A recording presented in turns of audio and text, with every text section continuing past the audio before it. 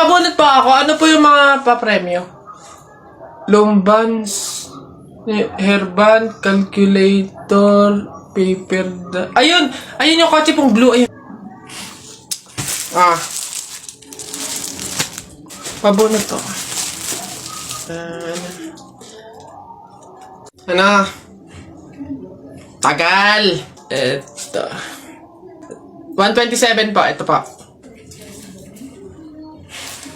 Wala. 21 po. Meron? Wala ulit. Ba't wala pa rin? 1. Gusto ko yung laruan na yun eh. 1 pa 1. Wala. Wala pa rin. Ubus na pera ko ah. 85 po. 85. Huwag ka na umasa. Wala. Wala pa rin. Ang daya naman yan. Ang daya.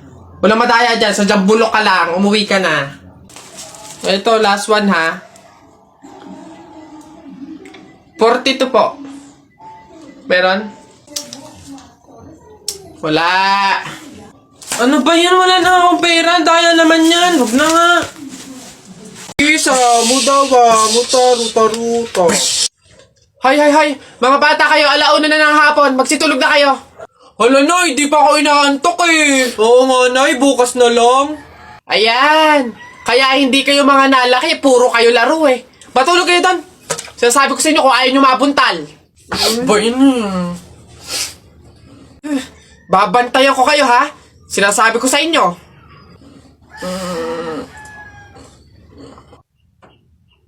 Dali, matulog.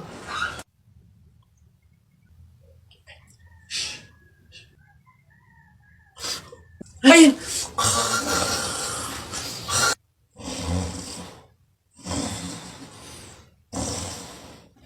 Sabi ni Ninoy Aquino, lahat tayo pantay-pantay. Taas mo yung kilikili mo, lahat tayo patay!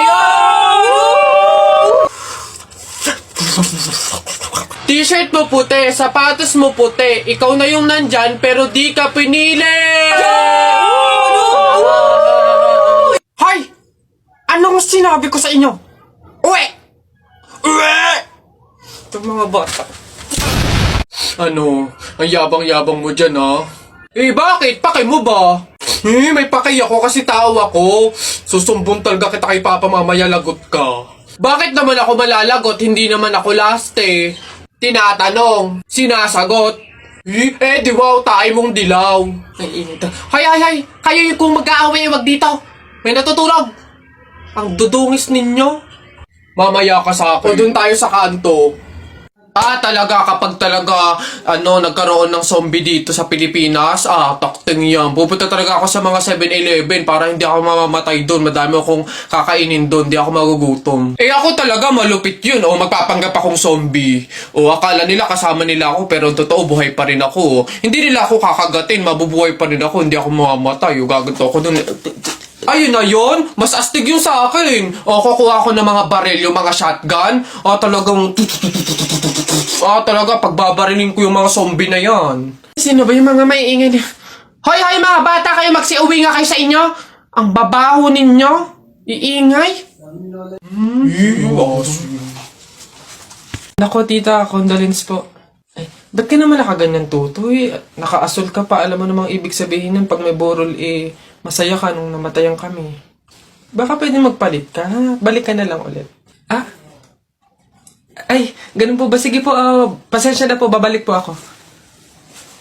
Okay na po, tita. Ayun nga po, nalulungkot po. Ay, naku naman, tutoy, nananadya ka ba? Nagpula ka pa talaga, alam mo naman ibig sabihin pag nakapula sa burol, may galit ka dun sa namatay. Tuy, respeto naman. Pasensya na pero palta mo yan. Tsaka ka bumalik dito, ha? Nanadya eh. Ay, grabe naman po. So, babalik na naman po ulit ako. Sige po, pasensya na po ulit. Sige po, wait lang po. Eto, tita, okay na po siguro to. Kumusta po? Tuy, nag-itim ka pa. Ano ba problema? Yung itim to, isa libing pa yan. Anong pinapakita mo? Anong pinapahiwatig mo na gusto mo nang alisin to sa amin? Na gusto mo nang ihiwalay tong pamilya namin, ha? Ay, hindi naman po sa ganun, tita. Sadyang hindi ko lang po alam na may mga color coding po pala pag may burol. Hindi ko po alam na may pamahiin po pala kayong sinusunod. Huh. Sige po, balik na lang po ulit ako. Sure na po to, totoo na po. Sige po. Ayan. Pagod. Okay na po to, tita. Yung grabe condolence po, nakikiramay po ako. Sobrang nalulungkot po talaga ako. Saan po ba dito yung tayaan? Ay, doon po sa dulo. Sige po. Salamat po. O sige kayo na pogi, sige kayo na pogi. Basta sa akin yung dating. Panis yung mga pogi, panis. Kahit paano touch you then.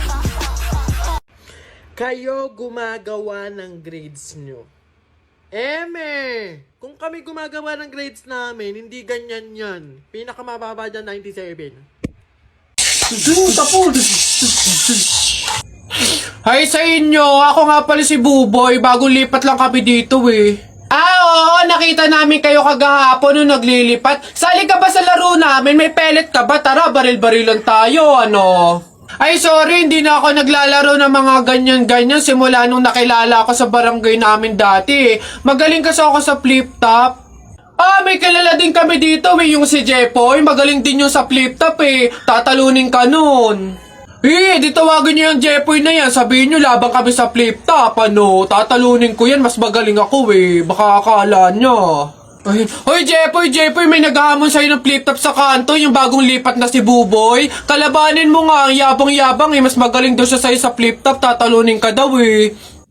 Sige, asan yan? Turo nyo sa akin. Panapok din talaga sa akin yan.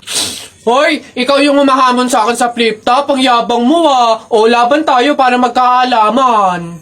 Tara, para malaman ko sino mas magaling. Ako unang banat nakita ko nanay mo pumunta sa Mindoro, walang madaanan, pumunta sa Inidoro. Ayun! Yun na yun, short mo green, damit mo green, 2022 na support ka pa rin! Yeah! Sus, A, B, C, D, elementary, high school, college, di ka patuloy! Ayun! Eto, nakita ko tatay mo sa ilog, kumidlat, kumulog, laglag, pati itlog! Yeah! Nasaan ba yung batag? Ay, babay! No, wala ka pa. Ay, nay, kakalipat mo pa lang dito, nakikipag-away ka kaagad ha? Umuwi ka din matulog! Talba lang tayo, walang talo sa atin. Babalikan kita. Uy, pre, dadaan tayo ng tunnel, di ba? Oo. Bakit? Sakto. Alam mo ba may pamahiin dyan? Ha? Pamahiin? Sa tunnel? Ano yun? Ang sabi kasi nila, kapag daw dadaan ka ng tunnel, huwag ka daw hihinga hanggat hindi ka nakakalagpas sa dulo. After mo daw makalagpas, ayun na, make a wish, tapos ayun, matutupad daw. Try natin. Ha? Baliw ka pre, hindi pwede. Ang haba ng tunnel na yan, oh. Pang mga maiikling tunnel lang ata yung mga sinasabi mo. Mamatay pa tayo dyan. Pre, wag kang KJ. Ayan na, oh. Sayang yung pagkakataon. Go na, minsan lang to. Ayan na pre, ayan na. 1, 2, hati ka lang. 3, go.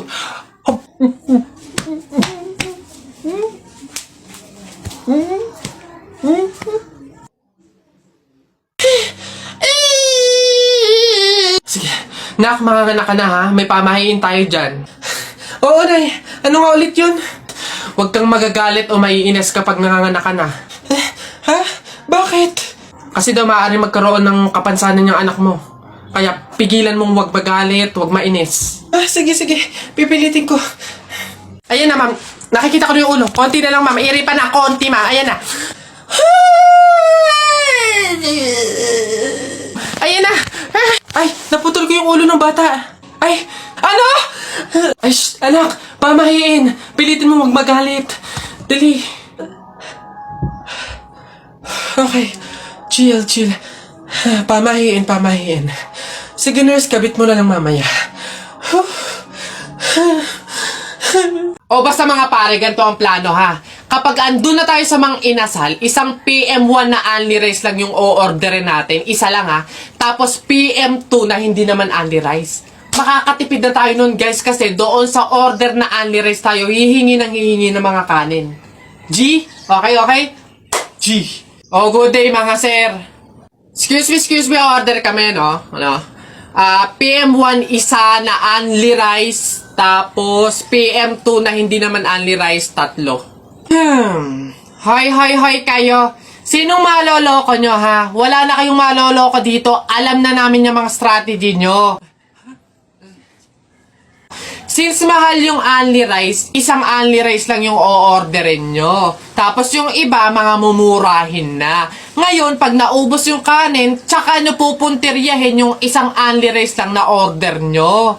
Bubulos kayo ng bubulos, iisa lang naman yung in-order nyo only rice. Sinong maloloko nyo? Hindi. Simula ngayong araw na to, hindi na mangyayari yung ginagawa nyong ganyan.